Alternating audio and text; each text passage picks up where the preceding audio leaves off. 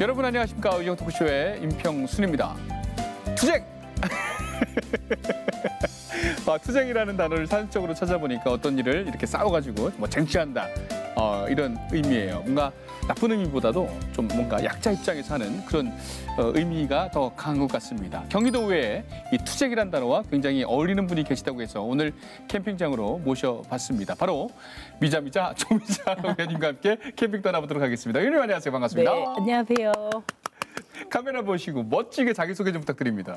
네, 안녕하세요. 저는 남양주시 진접 광릉숲을 지역구에 둔 조미자 도의원입니다. 수많은 미자가 대한민국에 존재하는데요. 이미자 우리 가수분도 계시고 또 뭐 삼미자 탤런트도 계신데 저는 그중에 가장 숫자로 높은 조미자입니다. 선거 때 이렇게 흔하디 흔한 이름이 잘 쓰임받을지 몰랐는데요. 선거 때는 미자 밀자, 미자 뽑자, 지금은 미자 쓰자 이러면서 다니고 있습니다. 오늘 이 자리에 불러주셔서 정말 감사합니다. 네. 아니, 의정 토크쇼 역사상 가장 긴 자기소개였어요. 근데 네. 재밌었어요. 네. 미자 쓰자, 미자 밀자. 네. 저희 사촌 누나 이름이 백미자 씨거든요. 그러니까요. 주변에 한 분씩 미자가 없는 분이 없어요. 네. 가장 재미난 건 내 첫사랑이 뭐 이런 분들. 맞아요. 네. 내 첫사랑 미자였지. 네. 미자. 아우, 저도 오늘 사촌 누님 만난 지 오래됐는데 사촌 누님 만난 것처럼 한번 인터뷰 맞습니다. 나눠보도록 하겠습니다. 제가 투쟁이라고 했어요. 투쟁꾼이라고 불리는데 왜 그런 별명이 붙은 거예요? 아마 저희가 광릉숲 옆에 그 가구공단을 이전하겠다는 이전 좀 단체장의 결정에 대해서 저희들이 지역에서 숲 옆에 그런 가구공단은 아니다. 이런 그 반대하시는 주민들과 함께 저희들이 지역에서 좀 싸움이 있었죠. 그때 광릉숲 하면 모르시는 분들을 위해서 잠시 설명 좀 부탁드려도 될까요? 광릉숲은 1468년에 저희 조선의 7대왕 세조가 돌아가시고 나서 광릉이 조성되고 나서 그 일대를 광릉숲이라고 칭하는데 그래서 600년 광릉숲, 550년 광릉숲을 말하는 이유는 1468년이라는 시간 때문에 좀 그렇고요. 그 이전에도 물론 숲은 있었을 거고 세조는 이 숲을 많이 사랑해갖고 뭐 사냥터로도 활용하고 그리고 마지막에 내가 여기 묻히겠다 해갖고 그 광릉숲이 조성이 됐고 광릉을 중심으로 해서 그 숲을 굉장히 잘 이렇게 보존을 하려고 했었던 그런 부분들이 역사 속에 능참봉도 굉장히 많이 배치를 하고 이러면서 숲을 가꿨고 그 이후에 국립수목원이 그곳에 이제 들어오게 됐죠. 그래서 수목원의 위치는 포천시고 저희는 광릉은 또 남양주시 진접이에요. 그러다 보니까 그 경계에 있다 보니까 많은 분들이 이제 국립수목원, 포천 이렇게만 이해하시는데 실제로 뭐 숲의 경계가 그렇게 크다는 건 중요한 의미는 아닌데 광릉숲이라는 의미는 남양주시에 있는 또 광릉과 연계된 거고 광릉은 남양주에 있군요. 그렇죠. 바로 그 경계가 돼 있어요. 그런데 그곳 근처에 저희들이 가구공단을 만들겠다, 이전에 오겠다라고 했었던 마석가구단지 유명하죠. 그 부분에 있어서 사실 가구단지를 조성하고 뭐 한다는 부분은 또 일자리 창출이든 긍정적인 면이 있을 수 있는데 가구단지가 주는 가장 위험 요소가 화재의 위험, 그다음에 외래목에 의한 해충의 위험. 그랬을 때 저희들이 갖고 있는 그 가치가 많이 훼손될 수 있는 위험에 노출돼 있고 그래서 저희 지역의 환경단체, 또 주민분들, 또 성당분들 이렇게 중심이 돼갖고 그 부분을 막아냈습니다. 그래서 그때 아마 이런 투쟁이라는 의미를 좀 심어주시지 않았나 싶고요. 광릉숲은 유네스코 생물권 보존지역에 등재가 된데 단위 면적당 생물 다양성이 가장 많은 곳. 그래서 그 가치로 말하면 지금 뭐 대한민국을 넘어선 세계적인 가치로 저희들은 인식하고 그 가치를 좀 알리고 특히 지금 같은 기후위기나 또 환경의 문제에 집중돼 있을 때 함께 더불어 숲으로 저희들의 삶과 살아갈 수 있는 걸 찾아내야죠. 지금 말씀하시는 거 듣는 순간에 광릉숲을 정말 사랑하는 게 느껴져요. 네, 정말 사랑합니다. 지금 제가 말을 안 끊었으면 지금 1시간 내내 네네, 맞습니다. 이후에 남양주 예총 사무국장, 진전 문화예지 관장 네. 등을 막 역임하셨어요. 네, 네. 활동을 쫙쫙쫙 이어가셨네요. 네. 그 정치를 위한 포석이었습니까? 그건 절대 아닌 걸 절대 저희 아닙니까? 주민들이 아십니다. 그래요? 네. 어떻게 이렇게 활동을 많이 하셨어요? 저는 이제 학교 다닐 때, 대학교 다닐 때 공부는 안 하고 이제 풍물을 그때 배운 거예요. 풍물. 그러다 보니까 그 가락이 그냥 제 삶과 남들은 시끄럽다 하는 분들도 있지만 이어지고 직장 생활하면서도 노동조합에 또 문화회 활동을 하고 그리고 지역에 와 보니까 학교에서 풍물을 좀 가르쳐 줬으면 좋겠다 선생님들이 그래서 가서 풍물을 이렇게 같이 하고 있다 보니까 또 예총이라는 곳에서 일을 하게 됐고 그 예총의 위탁 기관이 문화의 집이었어요. 네네. 저희가 이제 예총이 위탁을 받아서 문화의 집을 운영하다 보니까 저거 관리자 입장으로 일을 하는데 저는 크리스찬인데 하나님이 딱 맞는 자리에 이렇게 쏙 집어넣어 주신 이런 뭐 종교적인 이야기 해도 되는지 모르겠는데 하여간 그런 고백을 하고 있습니다. 그래서 가서 보니까 이곳은 생활 밀착형 생활 문화의 바로 시작이고 그 곳들이 어떻게 보면 그때는 이해하지 못했던 문화예술의 부분인데 이제는 미래지향적인 곳이다. 왜냐하면 주민 개개인의 문화활동을 돕기도 하고 개인이 갖고 있는 그러한 그 문화적 재주, 뭐 기술도 끄집어내면서 본인의 만족이 아니라 지역사회하고 공감할 수 있는 그러한 일들을 하는 곳이었거든요. 그 당시는 이제 향유 그냥 배우고 즐거우면 된 건데 그 시간이 오래되다 보니까 그 안에서 변화가 되고 발전되는 게 나만 이렇게 즐거운 게 아니라 나의 즐거움, 너의 즐거움이 합쳐지니까 우리가 함께 즐겁고 1+1이 정말 무한대가 된다는 거를 지역의 축제라든가 문화활동으로 막 이어지고 저는 아까 투쟁이라는 표현을 했을 때 하루하루 일 안에서 매일 좀 치열했던 건 맞는 것 같아요. 이 부분은 생활문화라는 영역으로 표현될 때 정리가 많이 된 부분도 아니고 그냥 그때그때의 생각을 모으고 또 주변과 나누고 해서 다음 단계를 밟아 나간 거지 뭐 다음엔 이거 해야 돼요 저거 해야 돼요가 아니었던 그 시간들 속에서 생각해보면 그 자체가 투쟁이 아니었나 싶은 그런 좀 생각도 해봅니다. 그 투쟁 안에서 또 문화 즐김. 그럼요. 그건 정말 삶의 원동력이잖아요. 그럼요. 즐긴다는 건 굉장히 중요하고. 삶의 목적 아니겠어요? 그럼요. 저는 이제 이런 행사를 한다거나 삶 속에서 이해를 하면 재미와 의미인 것 같아요. 그래서 어느 땐 재미가 50일, 어느 땐 의미가 50일, 뭐 이런 균형을 갖고 끊임없이 만들어 왔고 처음에는 개개인으로 시작한 게 이제 공동체가 됐고 무리가 됐고 그렇네요. 그런 거로 축제가 만들어지고 그 축제를 또 주민들이 함께 해주시고 그래서 좀 지역 축제 이런 얘기 많이 하셨는데 뭐 예술 얘기부터 한번 해볼까요? 거리예술제 뭐 이런 거 뭐 조례안을 발표하신 것도 눈에 띄네요. 네. 뭐 이미 있었던 조례인데 거기에 이제 부족한 부분들 뭐 지원의 대상이라든가 이런 것들을 이제 수정했었던 부분이고 조례에서는 중요한 건 이제 정책을 펼치는 그 방법에 있어서 이전까지는 도에서 시에서 예산이 합쳐져서 움직이게 돼서 도의 역할이 좀 적었어요. 근데 이번에 올해 2023년도부터는 예산도 참여하시는 팀에게 동아리들, 개인들, 전문 팀들 이렇게 구분을 한 다음에 예산을 굉장히 이전보다 좀 증액을 시켰고 그리고 풀어나가는 방식도 조금 도에서 굉장히 많이 애쓰셨어요.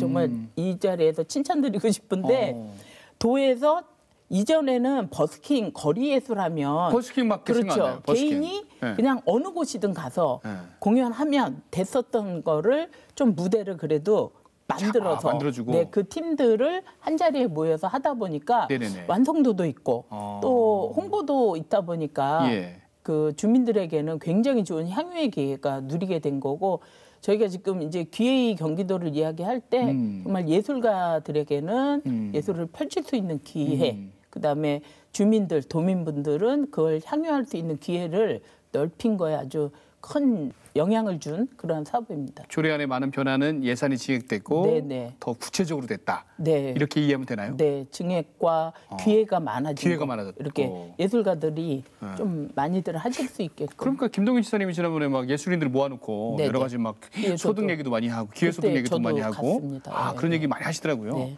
거기에 또 조미자 의원님께서 앞에서 아, 네. 저희 배려를 해주셔서 네네네. 저희 부위원장님이 저보고 가라고 해주셔서 가서 좀 목소리 좀 보태라. 아, 네. 예술인들이 좋아하시겠어요, 의원님. 아, 저는 사실 예술이란 장르가 옛날에는 전문 예술인들 중심으로 좀 너무 갔다면, 엘리트 막 네. 그죠? 근데 그분들의 활동도 굉장히 소중하고요. 네네네. 저희들이 이제 일상의 예술, 일상의 문화 이런 쪽 안에서의 활동들이 뭐 굉장히 늘어나고 있고 그런 욕구들을 채워야 되는 게 저희들은 맞다고 보고 그런 일들을 저는 좀 풀어나가려 하고 있습니다. 예술인들이 이렇게 좀 거리에서 살아나면 지역 경제나 지역의 삶 네. 분위기 이런 것도 좀 많이 바뀔 것 같아요. 이게 예술이 주는 힘이라는 게 예. 막 눈에 확확 보여서 확확 변화되지는 않지만 네. 이제는 예술 없이 하루도 살 수 없지 않나. 밥만 먹고 사는 시대는 지났잖아요. 지났죠. 그래서 예술이 이제는 우리의 공공재다. 반드시 필요한 거고 없으면 안 되는 거다라는 연장에서 예술인 기회소득까지 경기도에서 전국 최초로 지금 세워져서 진행되고 있는 그 의미들이 거리로 나온 예술에서 주민들이 바라보시면서의 예술의 이해 그게 곧 예술가들에 대한 존중, 예술의 존중으로 이어지면서 상호 이런 부분에 갈등이 적어질 수 있는 그런 요소로도 전 작용하고 있다고 보거든요. 아이고, 의원님이 지금 상임위 잘 만나셨네요. 아, 문화체육관광 그 위원회. 제가 문체위가 문체위. 아니었으면 어땠을까 싶습니다. 그 거리예술 말고 문체위에서 또 지금 좀 풀어야 될 문제나 네. 관심 갖고 있는 문제 있어요? 이제 아까 말한 예술인 기회소득. 기회소득. 예, 그게 이제 예술인 복지재단에 등록을 한 예술인 중에 또 어떤 그 기준을 정해놓고 예. 그분들에게만 드리거든요. 근데 이제 이런 부분이 점점 확대돼야 되는 부분 그리고 주민들에게 있어서는 예술인들이 정말 이런 기회소득을 받아도 되는 대상이다라고 인식할 수 있는 그러한 부분 이게 중요하고 작년에 또 이제 보람돼서 올해 펼쳤던 것 중에 하나가 네. 작은 축제가 새로 또 저기 정책으로 저희가 만들어졌습니다. 작은 축제를 정책으로 만들어요? 그러니까 그 예산을 세운 거죠. 그 작은 축제에 반대는 큰 축제지만 뭐 그렇게 나눌 건 아니고 지역마다 요즘은 그 축제가 굉장히 활성화돼 있거든요. 그렇죠. 다양한 주체들이 모여서 근데 유명한 축제들 저희가 뭐 저희 같은 경우 광릉숲 축제가 있고 정약용 문화재가 있는 축제가 있는데 이런 축제들은 시나 예산이 어느 정도 기반이 돼서 가고 있는데 저희가 16개 읍면동이에요. 그곳에서 각 뭐 주민자치위원회 아니면 특별 그런 문화예술 기관들이 주체가 돼서 만드는 예산에 네. 마중물 역할을 해준다면 거기에 좋은 컨텐츠를 통한 예. 축제면 또 이렇게 성장할 수도 있는 뭐 저희가 외국의 축제들 많이 이야기할 때 예. 토마도 뭐 다양하게 말할 때 작은 마을에서 시작한 게 많거든요. 그래서 그런지 그 얼마 전에 나와유 부침개 축제. 네네. 아니 이름이 되게 웃겨. 나와유 부침개 축제. 그쵸. 근데 나와유는 저를 예. 도의원으로 만든 예. 그런 언어라고 봐도 아, 요게요? 돼요. 네.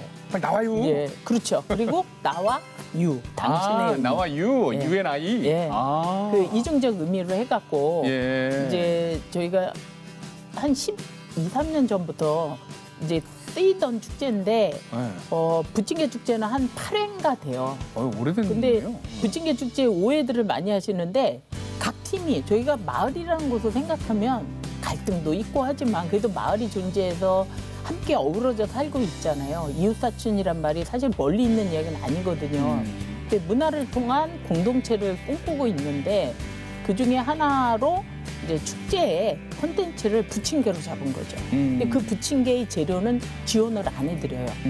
저희가 테이블이라든가 이런 부분은 기본 그 세팅. 네, 세팅은 해드리지만 부침개는 마을이 있기에 내가 행복합니다라고 인식하시는 분들이 그 양만큼 요만큼도 좋고 20kg도 좋고 들고 나오시는 거예요. 본인이 만들어서. 네, 재료를. 재료를. 그래서 그 자리에서 붙이시는 거예요. 그거 누가 올해도 먹어요? 그럼 주민들이 그 축제에 오셔서 드시는데 네. 올해도 왜 요것밖에 안 주냐. 올해가 아마 최대야. 이렇게 많은 분들이 와주셨거든요. 근데 그럼 뭐 동났겠네요. 그렇죠. 일찍 동의난 거예요. 그러니까 왜 안 해주냐.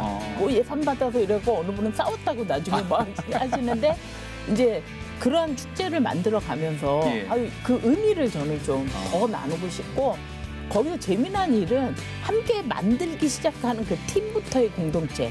그다음에 마을에 한턱 쏘겠다는 그 저희가 슬로건이 마을에 한턱 쏩니다예요. 그러네요. 그 부침개 재료 만들려면 사비가 들어가야 되니까. 그럼요. 그래서 한턱 쏜다는 건 사실 슬플 때 쏘진 않아요. 그렇죠, 그렇죠. 감사할 때 쏘고 즐거울 때 쏘고 뭔가 의미 있을 때. 근데 그런 부분으로 한턱 쏩니다 이래갖고 올해 25개 팀이 나왔거든요. 25개 팀? 네. 남양주 전체에 사는 거예요? 아니면 그 어느 동네에 사는 거예요? 저희 진접이란 동네에서 진접에서? 하는데 많은 팀들이 오시죠. 다 막 진접에서 네. 오는 게 아니라 아마. 실제로 한 코로나 이전에는 일본에서도 제가 알고 일본에요? 있던데. 그래서 오코노미야키. 오코노미야키. 네.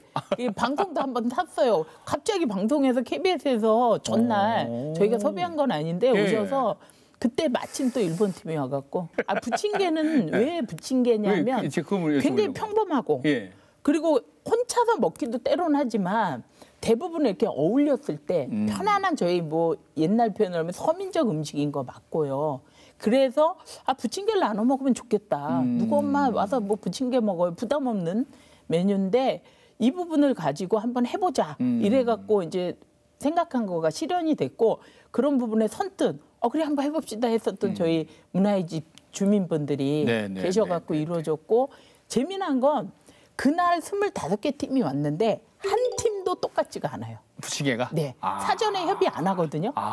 근데 그 안에서 창작이 일어나죠. 종류가 엄청나게 엄청 많죠. 심지어 맨드라미전도 있어요. 맨드라미전. 먹을 수 있는 맨드라미로 해서 색깔과 모양까지 하고 다 예쁘게 나누고. 그래서 그런 모습들을 보면 이 일상이라는 거, 창작이 꼭 어느 순간 막 고뇌만이 아니라 일상의 창작, 일상의 나눔, 그것이 곧 다양성이고 문화가 갖춰야 될 부분들은 그 안에서 다 이야기가 되는 거죠. 물론 처음에 제가 그렇게 생각하고 만든 건 아닌데 지금 계속 그렇게 해석이 되고 너무너무 귀한 우리 주민들 활동이십니다. 그 시작을 함께 했네요, 의원님께서. 그럼요. 네. 언제 열립니까, 매년? 10월 말이나 10월 11월 초. 그것도 이유가 있는 게 여름이나 이럴 때 하면 상해요. 더워요. 네, 또 뜨거워. 그렇죠. 튀기면 잘못하면. 그래서 하는 거고 다양한 단체들이 와서 해주셔갖고. 국제적으로 일본에서도. 진짜 마음 같아서 뭐 인도 팀만 이러고 싶은데 저는 이렇게 많이 와서 이것보다는 하시는 분들이 그런 의미나 가치가 재미와 함께 누리면 자연스럽게 확장된다. 근처 지나가는 관광객들도 많이 방문 많이 오시는 편이세요, 오세요, 진짜. 일부러. 와, 막걸리 한 통 사갖고 오는 거 아니에요? 막걸리는 저희가 가위바위보 막걸리래요. 가위바위보. 이기는 사람에게 한 잔. 한 잔. 잘못하면 이제 분위기가 싸움나요? 여기 뭐 마치 안주처럼 여기실까봐 뭐 그런 아주 즐거운 분위기를 만들어가고 있습니다. 이름 참 잘 졌네요. 나와 유. 부침개. 나와 유. 나와 유. 유. 너무 잘 졌습니다. 이런 게 거리 예술이고 마을 축제고 그렇죠. 이런 아주 소소한 축제들을 경기도에서 일부 예산을 지원한다. 남양주뿐 아니라 31개 시군에서 그러면 지자체에서도 그런 마을의 어떤 축제들을 고민할 수 있고 그게 또 생활의 즐거움을 찾는 문체위에서 가장 해야 될 그런 일이 아닌가 또 생각이 드네요. 많은 축제에 저희들이 관심 가져주고 네네네. 그 부분을 함께 발전시켜 나가겠다는 의지의 표현이죠. 자, 사랑하는 남양주. 남양주에서 해야 될 일. 물론 경기도 의원이지만 남양주에 포커스를 맞출 수밖에 없겠죠. 그렇죠. 남양주에 막 이거 진짜 빨리 해야 돼, 해결해야 돼. 어떤 거 한두 가지만 딱 꼽아 보시겠습니까? 남양주에 해야 할 일도 참 많고 교통 문제 이전보다는 지하철이 생기고 4호선 저희가 종착역이거든요. 진접역이.